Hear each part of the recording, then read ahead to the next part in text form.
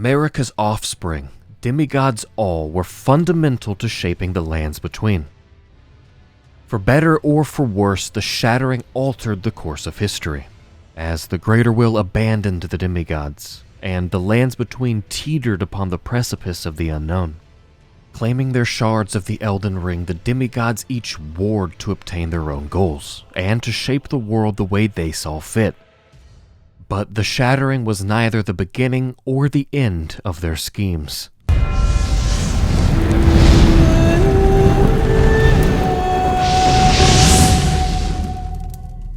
Hey there, I'm Jake the Ashen Hollow, and I hope you're doing well. In this video, we'll be looking at each of the demigods and their personal ambitions. And I hope that if you enjoyed this video, you'll click on the subscribe button, and join us on the community Discord to talk about more Elden Ring lore. I wasn't sure which order to cover the demigods in initially, but ultimately I decided on alphabetical, so yeah.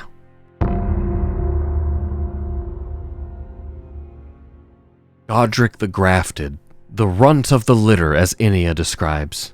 His divine blood sorely diluted, and but a distant relation to Queen Marika.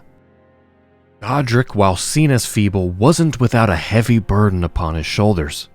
As seemingly the last of the Golden lineage, the lineage of the powerful Godfrey, the first Elden Lord, Godrick was what was left to represent his family's strength. To this end, when the Elden Ring was shattered, he laid claim to a great rune, just as the other demigods had. But Godrick's great rune was different. His rune is known as the Anchor Ring, found at the center of the Elden Ring. Now, you could theorize that perhaps claiming this Anchor Ring shard in particular is what led Godrick to grafting to begin with.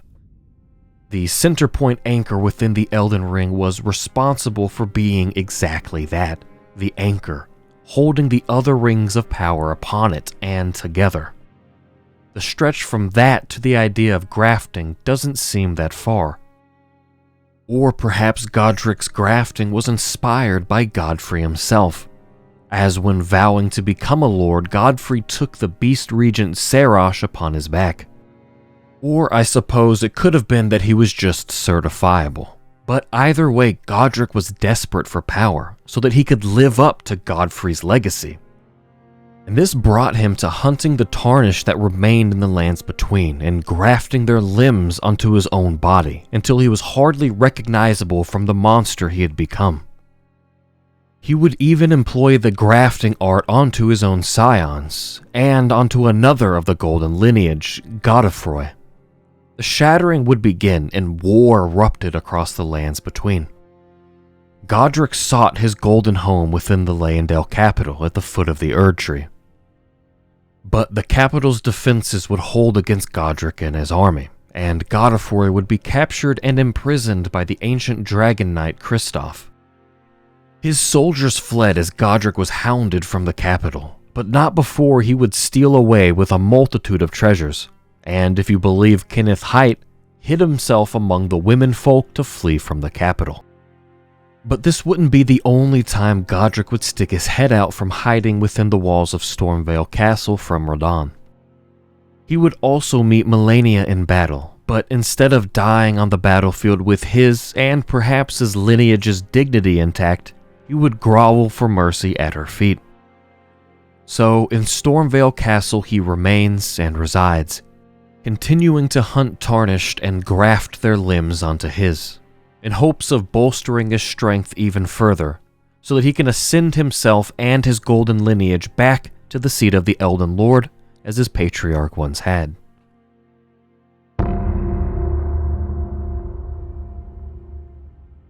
With destined death confined, the Golden Order was created, but death wasn't to be contained forever.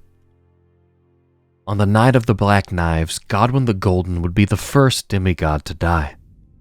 Though we know it's a bit more complex than that, and Godwyn perished only in soul. But Godwyn was much more than just a martyr for the Golden Order. He was Godwyn the Golden, son of Godfrey and heir to the Golden lineage. And long ago, during the war with the ancient dragons, Godwyn defeated the mighty Fortisax in battle. But instead of striking the final death blow, Godwyn instead befriended his fallen foe, and this union would give rise to the ancient dragon cult within the capital. The companionship between the two would last through life and through death. Even after Godwyn became the Prince of Death, Fortisax fought long and hard against the death within his friend. But his only reward would be the corruption within himself. Ultimately, Godwyn's legacy would be defined by his death, a death that would alter the lands between to come, and alter the cycle of life and death as we know it. Some of his siblings would mourn for him, and some, like Ranni, were even the ones to plot his death. Now, whether Marika's grief for her murdered son was what truly led her to the brink, or whether she had something to do with his death, is for another video entirely.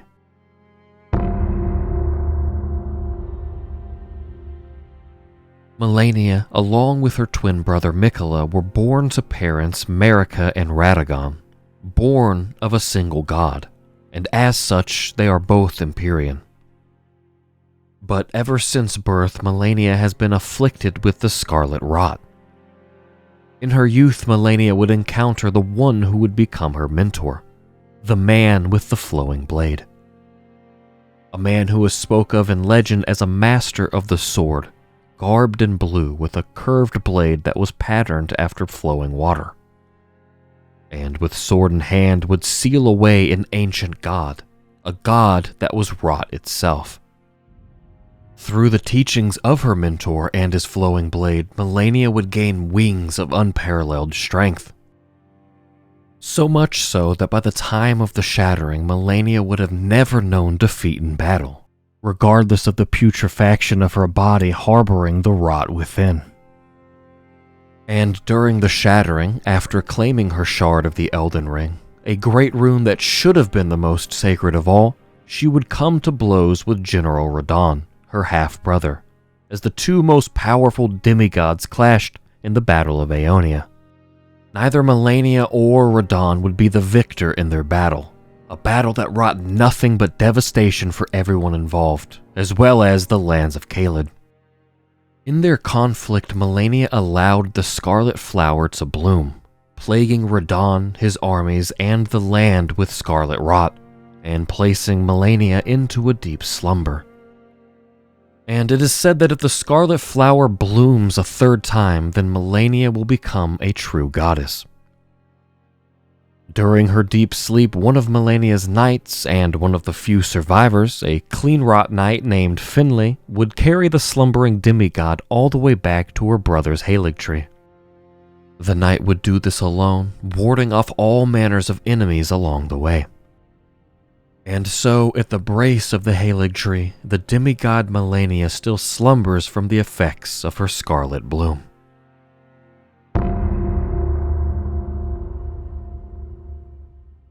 Like his sister Malenia, Miquella was born of a single god, and born afflicted with a curse. But rather than harboring the scarlet rot within, Miquella is cursed with eternal childhood. And the demigod would spend his life searching for ways to release Malenia and himself from their afflictions. As a means to do just that, Miquella planted and grew the Haligtree, and would water it with his own blood from sapling to fully grown tree. It would ultimately, however, fail to grow into an Erd tree, but would become a haven for many people, including the lost and unwanted. Miquella is indeed quite powerful and loved by many, and according to Malenia possesses the wisdom and the allure of a god, and that he is the most fearsome Empyrean of all. Even the Oracle Envoy plays upon the boughs of the Haligtree, said only to do so when heralding the arrival of a new god or age. And being on the cusp of godhood, it was important to Miquella to protect himself and others from the influence of outer gods, so he created needles of unalloyed gold to ward them away, be it for the preservation of the Golden Order, or as a means of protecting his sister from the Scarlet Rot, perhaps brought upon her by such gods. Miquella held his family close, preparing brilliant golden incantations for his father, staving off his sister's rot with his unalloyed gold as best he could, and mourning the death of his brother Godwyn, praying that a true death would find him. So by the time the Shattering began, Miquella had embedded and cocooned himself within the Halig tree.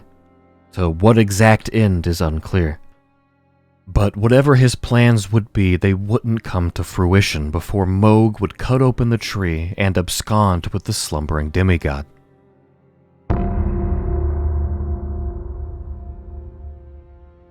Mohg was one of the cursed Omen twin brothers born of Marika and Godfrey, and as such an accursed Omen, he was imprisoned deep underground. With the Elden Ring shattered and all-out war ensuing, Mohg would eventually find his escape to claim a great ruin of his own. But not before his life would change forever underground. Deep beneath the earth in his imprisonment, Mohg met the Formless Mother, also known as the Mother of Truth, an outer god that stood in opposition to the greater will. And as he stood before her, his accursed blood erupted with fire, and he became infatuated with the defilement he was born into.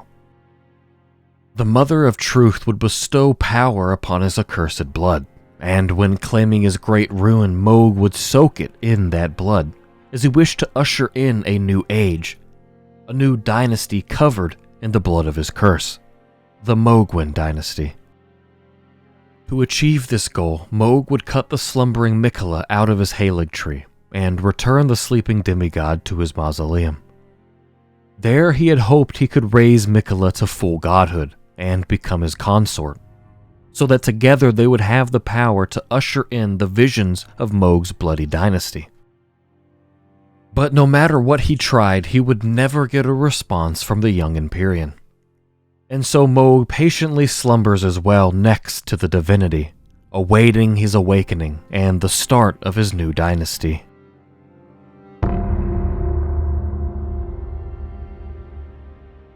Morgott, twin brother of Mohg, also born of royalty but still a graceless, accursed Omen to be imprisoned deep underground. That is where these twins' similarities would end, as Morgott's ambitions were directly opposite to his brother's. After the Elden Ring was broken and he claimed his great rune, Morgott would return to his home, the Leyendale capital at the base of the Erd Tree. He was, after all, its rightful king, born of the Golden lineage. There, he would protect the Erd Tree against all those that harbored ambitions of becoming the next Elden Lord.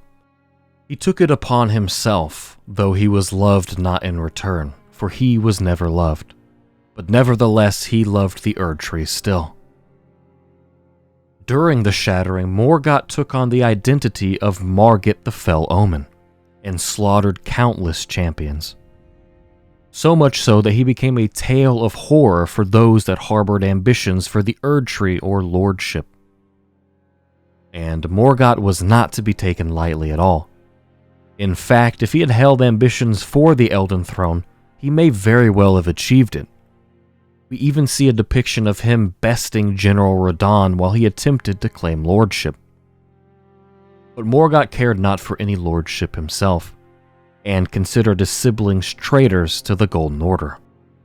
And so Morgott sits in protection of the Erd Tree, snuffing out the flames of ambition of any who seek it.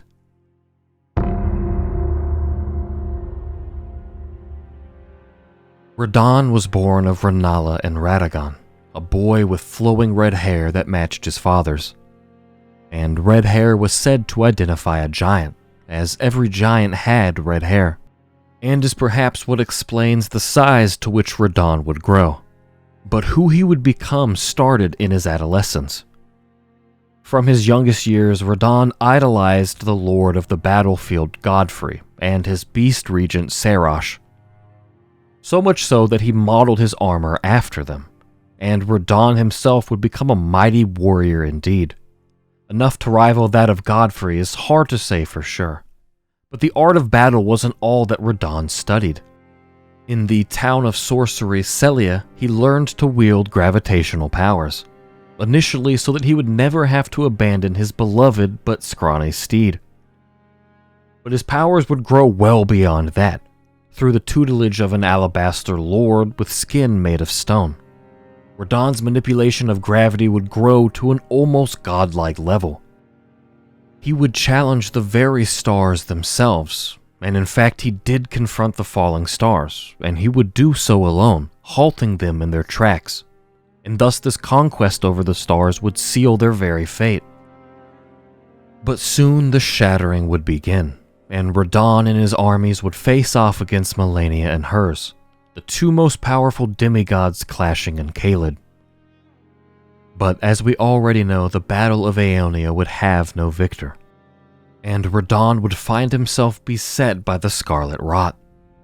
His great rune would burn to resist its encroachment, but the rot would eat away at Radahn, crippling him with madness, causing him to devour the bodies of both friend and foe alike as he roams the rot-engulfed lands of Caelid, a shadow of his former self, but still a ferocious warrior all the same.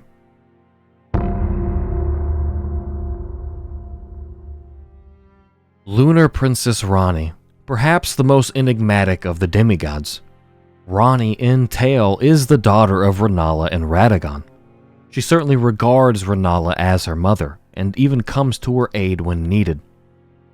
But Ranni is an Empyrean, which is to be born of a single god, much like the twins Malenia and Miquella being born of Marika and Radagon, a single god.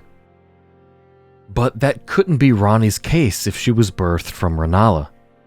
So to try to make sense of it, we need to speculate a little bit. I believe the amber egg Radagon gifted to Rennala upon his leaving holds the answer.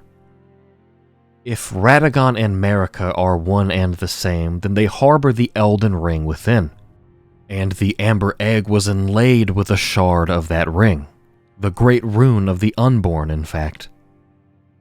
It is the Erd tree's old sap that becomes the amber of this world, and within that amber is primordial life energy. What if Ranni wasn't born in the traditional sense of the word?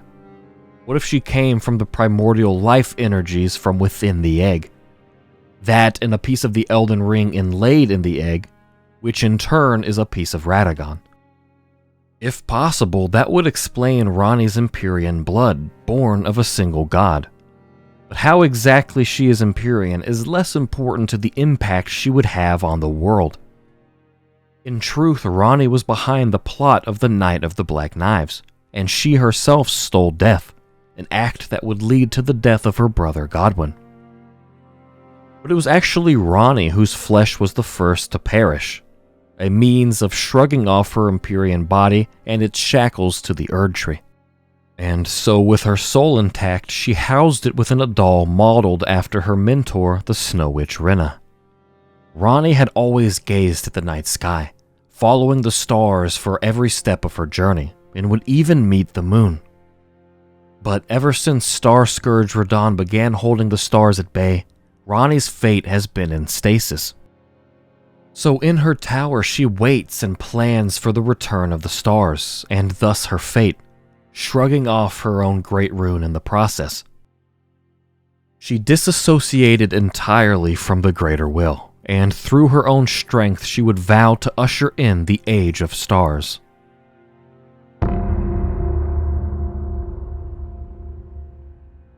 Rykard was also born of Rennala and Radagon, and would find his home in the volcano manor of Mount Gelmir. It was there that he discovered the ancient hexes of Gelmir and brought them back into practical use as new forms of sorcery. Indeed, Rykard was as an accomplished sorcerer as he was cunning, and while we do not know to what extent he was involved in the Night of the Black Knives, we know that he was involved, as Ranni rewarded him with traces of the Rune of Death, so that if she should fail, Rykard could challenge Malekith himself. It seems he too was disillusioned with the Greater Will and its Golden Order, and would turn to heresy when the Shattering began, and taking by force became his rule. Mount Gelmir would become the site of the most appalling and bloody battle of the Shattering. Rykard saw how the other Shard-bearers fought over scraps, vying for power in the face of the Erd Tree to restore its Golden Order. But Rykard refused to do the same. If the greater will would debase them so, then he would resist, even if it meant blasphemy. And so it is that Rykard allowed himself to be devoured by the elder serpent that dwelled on Mount Gelmir, great rune and all. And in his vision of the future, seen in his final moments, he saw the great serpent devouring the world. Now Rykard lived within the great serpent, so that he might devour, grow, and live eternally. His consort, the Lady Tanith, would grant heroes an audience with their lord, only so that he might devour them and make them a part of him, become his kin, so that the serpent would continue to grow. With their master's aspirations degenerated into mere greed, Rykard's men searched for a weapon with which they might halt their lord. A weapon they would leave in Rykard's chambers beneath the Volcano Manor, in hopes that one day a champion would wield it against their former lord. Thank you all so much for watching. I hope you enjoyed it. Be sure to click the subscribe button if you haven't already, and ring the bell icon for notifications on more Elden Ring lore. Follow me on Twitter for reasons, and be sure to come hang out with me in the community Discord. Take care.